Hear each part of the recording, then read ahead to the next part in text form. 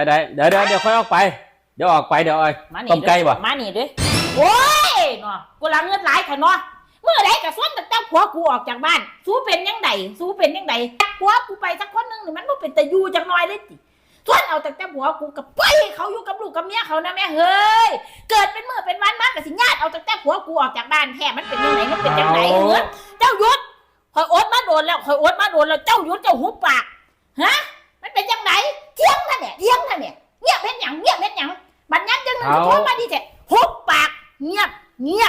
คอยสิจัดการเองคอยสิบ่ให้เจ้าออกจากบ้านช่วงเนี่ยมันออกซุมือโพดหยุดต้มไก่บ้านคอยกะมีบ่จำเป็นจะต้องออกไปคอยบอกว่าหยุดหุบปากให้คอยเว้าซะก่อนบ่จำเป็นเจ้ากับเบิ้งเนี่ยเจ้าคุยกับไผ่นะอีแม่เด้น่ะนะอะ